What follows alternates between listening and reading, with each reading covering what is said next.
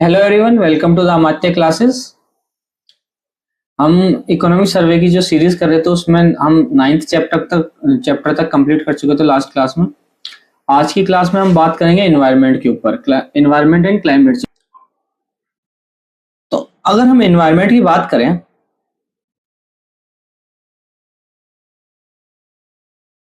देखो एनवायरनमेंट क्या है ना कि बहुत ही थोड़ा सा इम्पल्सिव टॉपिक रहता है एग्जाम पर्सपेक्टिव से। एक तो बहुत ज्यादा वेटेज होता है इसका, ठीक है। और कुछ अगर हम देखें over a period of years, तो इसका जो क्वेश्चंस है वो 20 से 25 तक के क्वेश्चंस आने लगे हैं प्रीलिम्स में, एनवायरनमेंट के यूपीएससी प्रीलिम्स में। तो एक तो क्वेश्चंस बहुत ज्यादा आते हैं, दूसरा इनकी क्वेश्चंस की डेप्थ होती है ना वो भी बहुत ज्यादा होने लगी है। पिछले 3-4 साल से तो क्या वो जो करेक्टरिस्टिक्स हैं उससे भी क्वेश्चंस पूछने लगे हैं। तो इन्वायरमेंट का अच्छा खासा वेटेज है। तो अगर इन्वायरमेंट के जो हमारे 20-25 क्वेश्चंस आते हैं उसमें से अगर 15 से 20 के बीच में अगर आप क्वेश्चन सिक्योर कर लेते हो तो आपका प्रीलिम्स आप गो थ्रू हो जाते हो उसके थ्रू। तो इन्वायरमेंट एक इम्पोर्टेंट सेक्शन है हमारा। दूसरा, इसमें चेंजेस बहुत ज्यादा है, ठीक है, इसलिए मैं इसको इम्पल्सिव बोलता हूँ। इसमें चेंजेस बहुत ज्यादा है। आप देखोगे इन्वायरमेंट के रिगार्डिंग रोज नई पॉलिसी आएगी, नए रोज डिसीजंस आएंगे। और पॉलिसी भी, डिसीजंस भी ऐसे नहीं है कि भाई आप उसको इग्नोर कर सको, ये इंटरनेशनल डिसीजंस रहेंगे। रोज कुछ ना कुछ नया आर्टिकल आपको एनवायरनमेंट से रिलेटेड मिलेगा। तो एनवायरनमेंट बहुत ही इंपॉर्टेंट टॉपिक हो गया है, ठीक है, टाइम के साथ में। तो अब अगर हम एनवायरनमेंट की बात करें तो देखो एनवायरनमेंट में पोल्यूशन जो इंडिया जो सबसे ज्यादा फेस कर रहा है उसी की बात करेंगे। वर्ल्ड की छोड़ो एक बार, वो तो एनवायरनमेंट अलग पार्ट है। बट अगर इंडिया के पर्सपेक्टिव से बात करें तो इंडिया जो मोस्ट पोल्यूशन जो आ रहा है वो पावर सेक्टर से आता है। तो हमको पावर सेक्टर को रिफॉर्म करना है तभी हमारा पोल्यूशन लेवल कम हो सकता है। दूसरा तो एक व्हीकल से जो पोल्यूशन है वो तो कम हो ही जाएगा, क्योंकि ईवी काफी एक्सपोनेंशियल रेट से बढ़ रहा है, हमने लास्ट चैप्टर में देखा था। तो अगर पावर को रिफॉर्म करना है तो पावर का सब्स्टिट्यूट ढूंढना पड़ेगा। पावर का सब्स्टिट्यूट है हमारे पास में सोलर और विंड, ठीक है। अब सोलर, देखो हमारे पास में काफी अच्छे सोलर डेज है। सोलर डेज से मतलब, देखो मैं बताता हूँ आपको, सोलर डेज जब हम बोलते हैं तो सोलर डेज से मतलब होता है कि कितने दिन आपको अच्छी धूप, मतलब जो सन है वो क्लियर विजिबल होता है, जिससे आप सोलर के थ्रू एनर्जी बना सके, तो वो सोलर डेज होता है हमारे। तो वो अराउंड 250 से प्लस है हमारे इंडिया के अंदर। वेस्टर्न राजस्थान और नॉर्दर्न राजस्थान की अगर बात करें तो, सॉरी, वेस्टर्न इंडिया और नॉर्दर्न इंडिया की बात करें तो हमारे अच्छे खासे सोलर डेज हैं। तो हमारे सोलर पावर कैपेसिटी काफी ज्यादा है। सेम हमारी कंडीशन है विंड के साथ में, क्योंकि हमारा, आप अगर देखो कि गुजरात से लेके इधर, ठीक है, इधर गुजरात से लेके, और अगर हम ये जाएं, ठीक है, तो गुजरात से लेके हमारा पूरा इधर वापस आंध्र प्रदेश तक, ओके, हमारा पूरा कोस्टल एरिया है। तो कोस्टल एरिया होने के कारण क्या है, कोस्टल एरिया है हमारा, तो कोस्टल एरिया के कारण वहां पे विंड जो है, विंड पावर की कैपेसिटी अच्छी खासी है। अच्छा खासा विंड पावर कैपेसिटी हम जनरेट कर सकते हैं। तो हमारे पास में सोलर और विंड दोनों ही अच्छे खासी क्वांटिटी में अवेलेबल है। नेचुरल रिसोर्सेज काफी अच्छे अवेलेबल है। अब बात करते हैं कि हम इसमें पिछड़ क्यों रहे हैं। देखो ऐसा नहीं है कि भाई सोलर कैपेसिटी हमारे पास में अच्छी खासी है तो हम सोलर पावर जनरेट करना स्टार्ट कर दें आज ही से। इसके पीछे भी इंडिया को कुछ ना बहुत सारी प्रॉब्लम्स फेस करनी पड़ रही है। उन्हीं प्रॉब्लम्स के रिगार्डिंग इस चैप्टर में बात की गई है। देखते हैं वन बाय वन क्या हमको ये डॉक्यूमेंट बताता है कि क्यों हम कहाँ पे लैग कर रहे हैं सोलर पावर में। सबसे बात करते हैं सोलर की, फिर विंड की, फिर हम आगे न्यूक्लियर की बात करेंगे।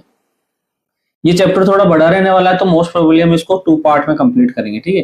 तो देखते हैं वन बाय वन। देखो सोलर के लिए जो मटेरियल रिक्वायर्ड है ना वो सबसे बड़ा इशू है हमारे पास में। क्यों? क्योंकि इसके अंदर जो रॉ मटेरियल हमको चाहिए ना वो हमारे पास में अवेलेबल नहीं है। वो हमको जो सोलर पैनल्स बनाने के लिए जो मटेरियल चाहिए वो हमको इंपोर्ट करना पड़ता है, ठीक है। वो इंपोर्ट कहाँ से होता है हमारे पास में? चाइना से, ओके। सो देखो हमको क्या आयरनी है हमारी। देखो सिल्वर जो हमको चाहिए ना, इंडिया की रिक्वायरमेंट है वो 18.5 टन है। पर गीगावाट की बात कर रहे हैं हम, पर गीगावाट जो हमको एनर्जी है उसके अंदर कितना सोलर और जो रॉ मटेरियल की रिक्वायरमेंट है, ऑलमोस्ट हमको सिल्वर चाहिए 18.5 टन। पॉलीसिलिकॉन चाहिए हमको 2 से 3,000 टन, और एल्यूमिनियम चाहिए करीबन 10,000 टन के आसपास। तो 1 गीगावाट सोलर पावर जनरेट करने के लिए इतना रॉ मटेरियल हमको चाहिए, तब हमको 1 गीगावाट के बराबर की सोलर पैनल बना पाएंगे। अब ये देखो आप एनर्जी रिक्वायर्ड जो है, अगर हम 18.5 टन सोलर एनर्जी 18.5 टन अगर सिल्वर हम निकालते हैं तो हमको कितनी एनर्जी चाहिए? करीबन 4,500 मेगावाट आवर, जिससे करीबन 350 से 400 घरों की एक साल की बिजली आराम से 300 से 400 घरों को बिजली आराम से पूरे साल दी जाती है। इतनी बिजली हमको 18.5 टन सिल्वर निकालने के लिए चाहिए, ठीक है, तब तो वो हमको अवेलेबल होगी एज ए रॉ मटेरियल। मतलब ये बिजली चाहिए हमको, इसको इतने पावर चाहिए हमको उसको निकालने में, फिर उसको फिनिशिंग करने में और उसको यूजेबल बनाने में, ठीक है। सेम केस एल्यूमिनियम के साथ में है, हमको 10,000 टन एल्यूमिनियम चाहिए 1 गीगावाट सोलर एनर्जी बनाने के लिए। बट ये जो 10,000 टन एल्यूमिनियम है उसको कितना गीगा जूल्स की एनर्जी की जरूरत पड़ती है? करीबन 1 लाख से ऊपर। ओके, 1 लाख नहीं, 19 लाख से ऊपर। और ये 1 लाख से ऊपर हाउस होल्ड पर ईयर को बिजली इतनी रिक्वायरमेंट है। मतलब 1 लाख से ज्यादा हाउस होल्ड को हम एक साल की बिजली हम दें, पावर दें, उतनी पावर हमको रिक्वायर्ड है 10,000 टन एल्यूमिनियम निकालने के लिए। एक्चुअली एल्यूमिनियम की जो रिफाइनिंग प्रोसेस है उसी में पावर कंजप्शन सबसे ज्यादा होता है। तो हम सोलर से नो डाउट कि हम क्लियर एनर्जी बना रहे हैं, लेकिन सोलर पैनल बनाने के लिए जो हमको रॉ मटेरियल चाहिए उसके लिए भी एक्चुअली हमको काफी मात्रा के अंदर, हाई क्वांटिटी के अंदर हमको पावर की रिक्वायरमेंट है। उसके बाद हम देखते हैं विंड पावर।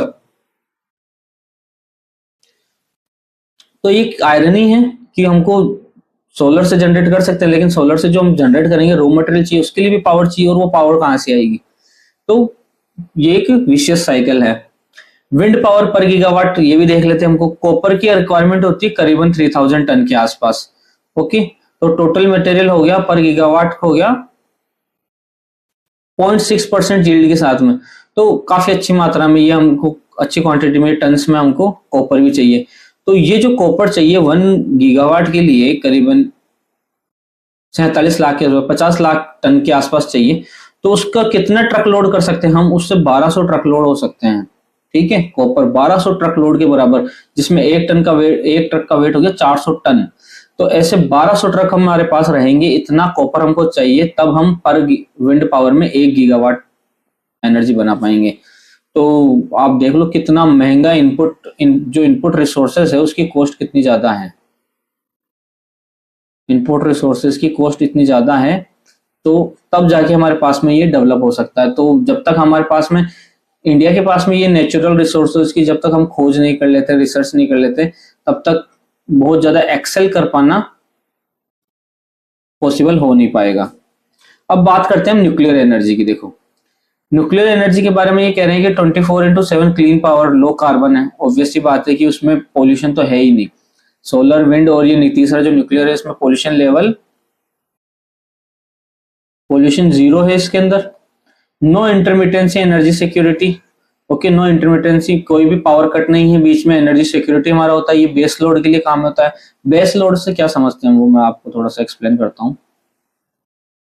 बेस लोड का मतलब क्या है कि सपोज करो अगर हम जनवरी टू दिसंबर हर मंथ का अगर हम पावर रिक्वायरमेंट हमारी देखें, तो ऑब्वियसली बात है जनवरी में कम रहेगी। सपोज करो 5, फरवरी में 5, मार्च में 6, जून जुलाई में हमारी ज्यादा रहती है, सपोज करो 12, 15, और दिसंबर में फिर हमारी कम रह जाएगी, सपोज करो 3। तो अगर इनका एवरेज आप निकालो तो एवरेज करीबन इसका पड़ेगा 5-6 के आसपास, 6-7 के आसपास एवरेज पड़ेगा, 6.5-7 के आसपास। तो हम मान के चलते हैं कि अराउंड 7 इसका एवरेज है। तो ये जो एवरेज होगा ना, ये बेस लोड होगा कि इतना तो हमको रिक्वायरमेंट है ही है। तो बेस लोड के जो प्लांट होते हैं ना, एक्चुअली में जो बड़े प्लांट होते हैं, जैसे आप थर्मल मान लो या फिर ये न्यूक्लियर प्लांट मान लो, तो अगर ये सपोज करो कुछ मेगावाट या गीगावाट में जनरेट कर रहे हैं, तो उसको ऐसा नहीं है कि एक रात में हम कम कर सकते हैं, बढ़ा सकते हैं। उसमें कई मंथ लग जाते हैं हमको उसको बॉयलर को चार्ज अप करने के अंदर, तो तब जाके वो उतना एनर्जी जनरेट कर पाता है। मतलब 1 मंथ का टाइम मिनिमम हमको चाहिए कि यूनिट को चार्ज करने में, तब जाके वो एक्टिव हो पाती है जनरेशन करने के लिए। तो ऐसा नहीं है कि 1-2 दिन के अंदर ये पावर शॉर्टेज के प्रॉब्लम सॉल्व नहीं हो पाती है। इसलिए हम जो इन प्लांट्स को जो बहुत टाइम लगता है उनको बंद करने में भी और उनको लाइट अप करने में भी, तो उनको हम एज ए बेस लोड काम में लेते हैं। ताकि वो क्या हमेशा इतना जनरेट करता रहे जितने हमको जरूरत है। बाकी की जो लोड है जैसे जो इंक्रीज और डिक्रीज हो रहा है अकॉर्डिंग टू एनवायरनमेंट, तो वो हम करते हैं डीजल वगैरह, ये जो छोटे मोटे हाइड्रो वगैरह जिनको इजीली हम कंट्रोल कर सकते हैं उन पावर प्लांट के थ्रू करते हैं, जैसे नेचुरल गैस हो गया, विंड हो गया, इसके थ्रू। सपोर्ट्स हैवी इंडस्ट्री, ये जो न्यूक्लियर एनर्जी है वो हैवी इंडस्ट्री को सपोर्ट करती है क्योंकि काफी अच्छी मात्रा में हमको एनर्जी चाहिए और उसको रिलायबल सोर्स चाहिए होता है हैवी इंडस्ट्रीज को, तो ये अच्छा सोर्स होता है हमारे लिए पावर सप्लाई का। Hydrogen production, transport, fuel, industrial use, hydrogen जो प्रोडक्शन प्रोड्यूस होता है इसके दौरान, न्यूक्लियर एनर्जी के दौरान, तो वो हमारे को ट्रांसपोर्ट फ्यूल में हम यूज कर सकते हैं उसको। अभी हम एक्सपेरिमेंट चल ही रहे हैं हाइड्रोजन कार्स के ऊपर। उसके बाद हम एक टर्म देख लेते हैं स्मॉल मॉड्यूलर रिएक्टर क्या होता है, एसएमआर बोलते हैं इसको। ये हमारा जो मिशन है नेशनल न्यूक्लियर एनर्जी मिशन, उसका पार्ट है स्मॉल मॉड्यूलर रिएक्टर। इसमें क्या है कि इनका मतलब यह है कि हम एक स्मॉल मॉड्यूलर रिएक्टर बनाएंगे, स्मॉल रिएक्टर बनाएंगे जो कंपनी में ही बन जाएगा पूरा, जहां मैन्युफैक्चरिंग होगा उसको बस लाके असेंबल करना होगा हमको साइट पे, ठीक है। इससे क्या होगा, हमारी जो टाइम है वो कम लगेगा एक प्लांट को लाइट अप करने के लिए। Nuclear reactor with smaller power capacity, 300 megawatt या 300 मेगावाट से कम के जो स्मॉलर रिएक्टर होते हैं उनको एसएमआर बोलते हैं हम। फैक्ट्री बुल्ड मॉड्यूल्स होते हैं, they transport in the site for installation, मतलब वो डायरेक्ट मतलब कंपनी में मैन्युफैक्चर किए जाते हैं और साइट पे सीधे ट्रांसपोर्ट करके उनको असेंबल कर दिया जाता है। तो एक तरीके से टाइम कंज्यूमिंग नहीं होता है क्योंकि जो बड़े रिएक्टर्स होते हैं उनको साइट पे ही मैन्युफैक्चरिंग करने में तो कई कई साल, तो हमको पूरा डिकेड लग जाता है एक पावर प्लांट बनाने में। तो ये थोड़ा सा कम टाइम कंज्यूमिंग है, जिसके कारण हम जो हमारा प्लान है कि 2047 तक हम 100 गीगावाट तक पहुंचना चाहते हैं, ये हमारा टारगेट है। तो टारगेट कैसे पूरा होगा अगर 10 साल में एक प्लांट बनेगा, तो हम ये एसएमआर वगैरह प्रोड्यूस कर रहे हैं जिसके कारण हम इजीली हमारी ग्रोथ कर सके। न्यूक्लियर एनर्जी मिशन देखते हैं हम। 20,000 crore allocated in union budget, union budget में पिछले साल 20,000 करोड़ दिया था न्यूक्लियर मिशन को। क्या है, development of 5 indigenous design ASMR, means 5 indigenously design, India में डिजाइंड एसएमआर हम प्रोड्यूस करेंगे 5।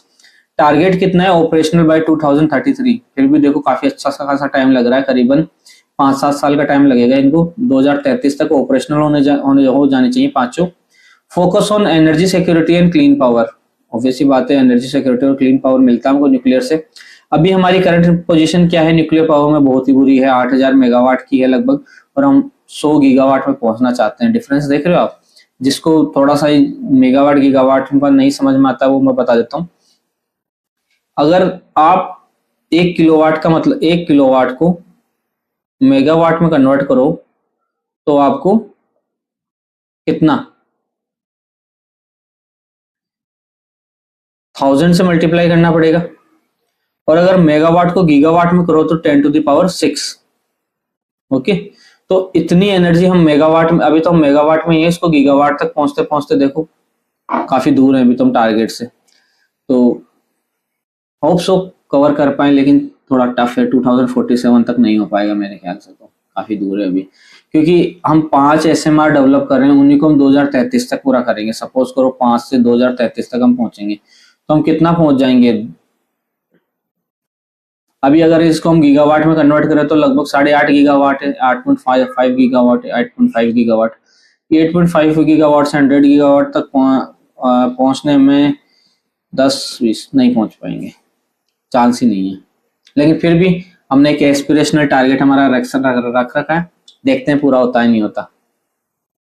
शांति एक्ट, शांति एक्ट क्या है, देखो ये दिसंबर में ये एक्ट आया था हमारा। इस एक्ट के अंदर क्या होता है, जो हमारा न्यूक्लियर एक्ट था पहले उसके अंदर कुछ मॉडिफिकेशन किए गए हैं। जो मेजर मॉडिफिकेशंस हैं वो हम करंट अफेयर में देख ही चुके हैं, यहाँ पे एक बार फिर से देख लेते हैं। इसमें इन्होंने क्या किया है, प्राइवेट जो पार्टिसिपेशन था वो इनेबल कर दिया है। पहले हमारे प्राइवेट प्लेयर्स का पार्टिसिपेशन नहीं था, सिर्फ स्टेट ही हमारा न्यूक्लियर एनर्जी से डील करता था। अब प्राइवेट मेंबर भी एक लिमिट तक उसमें पार्टिसिपेट कर पाएंगे।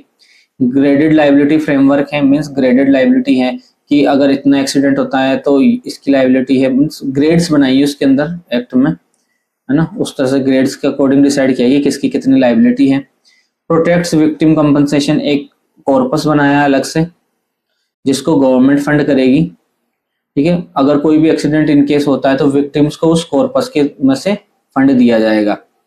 Boost manufacturing R&D innovation, okay, ये एक्ट क्या है ना, उस पर भी थोड़ा सा फोकस करता है कि इस पे एक तो मैन्युफैक्चरिंग पे और R&D एंड इनोवेशन पे। ज्यादा डिटेल शांति एक्ट की हम जब ये दिसंबर के करंट अफेयर में देख लिए, उसमें पूरा डिटेल में बता रखा है हमको कि क्या क्या चेंजेस करें, तो वापस से यहाँ डिस्कस करने से कोई मतलब रह नहीं जाता है। ओके, मेन तो इसमें प्राइवेट पार्टिसिपेशन हम अलाउ कर दिया है गवर्नमेंट ने। दूसरा, अलग से एक फंड बनाया है कि ना तो देखो जो बनाने वाले, पहले ऐसा होता था कि जो पुराना एक्ट था उसमें जो बना रहा है सिविल लाइबिलिटी एक्ट जिसको हम बोलते हैं, सिविल लाइबिलिटी एक्ट था जो न्यूक्लियर एनर्जी से डील करता था। इसमें क्या होता था कि अगर कोई कंपनी बना रही है और कोई एक्सीडेंट होता है और उस एक्सीडेंट की जांच में ये पाया जाता है कि इसमें मैन्युफैक्चरिंग डिफेक्ट है या बनाने वाले की कमी से हुआ है, तो ये जो कंपनी बना रही है उसको पेमेंट करना पड़ता था, कंपनसेशन। बट अब क्या कर दिया गवर्नमेंट ने, ये क्लोज हटा दिया उसमें से और नया क्लोज डाल दिया कि कॉर्पस हम बना रहे हैं, ठीक है, फंड बना रहे हैं कॉर्पस फंड, उस फंड से पेमेंट किया जाएगा। ठीक है, अब कहाँ तक सही है कहाँ तक गलत है वो तो डिबेटेबल है चीज है ये, बट इसको बूस्ट करने के लिए, न्यूक्लियर एनर्जी को बूस्ट करने के लिए गवर्नमेंट ने ये डिसीजन लिया है, क्योंकि उस जो सिविल लाइबिलिटी एक्ट था उसके कारण क्या होना कि जो कंपनियां थी वो पीछे हट रही थी इन्वेस्ट करने से इंडिया के अंदर, तो हो सकता है कि इन्वेस्टमेंट बढ़ने लगे।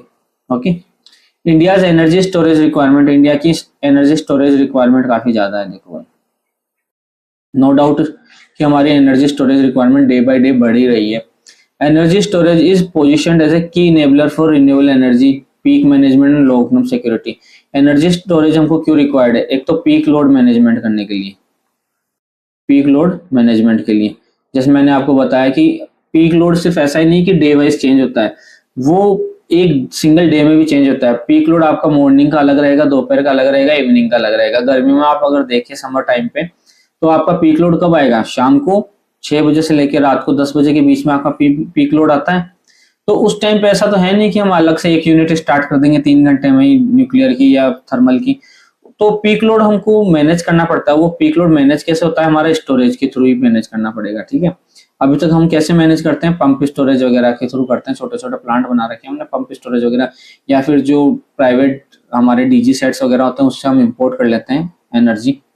बट इन फ्यूचर हमको, क्योंकि हमारी energy requirement day by day बढ़ रही है, तो पीक लोड मैनेजमेंट के लिए हमको स्टोरेज की जरूरत पड़ेगी। हमारे पास में अच्छा अगर स्टोरेज होगा तो हम अच्छे से पीक लोड मैनेज कर पाएंगे।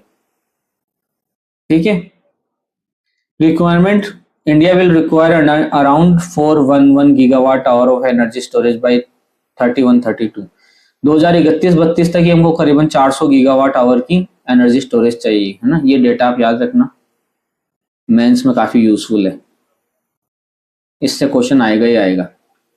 एनर्जी स्टोरेज से क्वेश्चन आएगा ही, ऐसा नहीं है, इसको स्किप ही नहीं कर सकता एग्जामिनर, चाहे वो थर्मल से पूछ ले, चाहे वो सोलर से पूछ ले, किसी भी तरह से घुमा के पूछ ले, ये डेटा आप कहीं पे भी लिख सकते हो।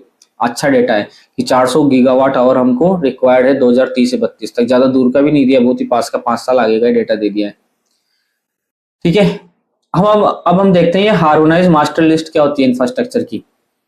Harmonised master list of infrastructure, official list of sectors and subsectors classified as infrastructure by the government of India to ensure uniformity across ministries and regulators।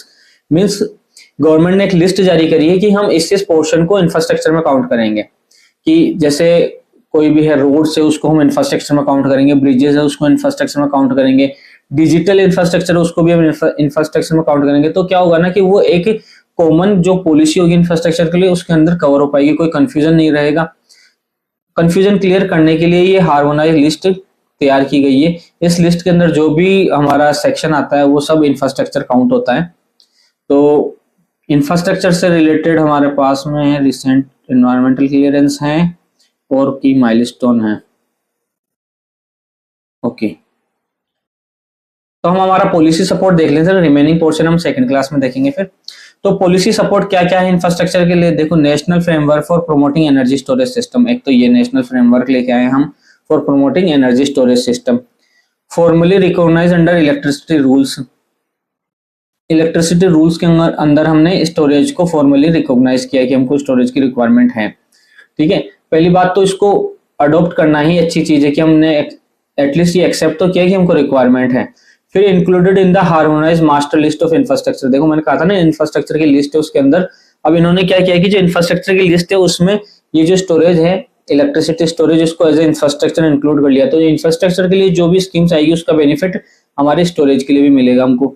एक core resource in power system planning under resource adequacy plan, हमारा जो resource adequacy plan है, resource adequacy plan जो हमारा है electricity के लिए power के लिए, तो उसके कोर रिसोर्स है हो गया ये है ना प्लानिंग का।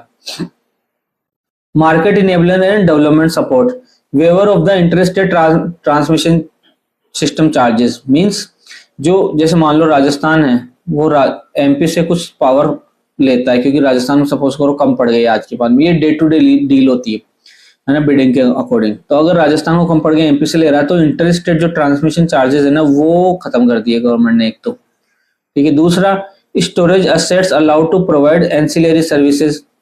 तीसरा priority landing scheme, okay PLI क्या है हमारा प्रायोरिटी लैंडिंग स्कीम की, हम गवर्नमेंट ने कुछ लिस्ट दे रखी है कि इनको प्रायोरिटी बेसिस पे हमको लोन देना है 18,000 crore, okay 450 gigawatt hour of ACC manufacturing. अगर हम कोई इंफ्रास्ट्रक्चर डेवलप करते हैं जो करीबन 50 गीगावाट आवर तक एनर्जी स्टोरेज करता है तो उसको 18,000 करोड़ तक का लोन पीएलआई स्कीम के थ्रू मिल जाएगा।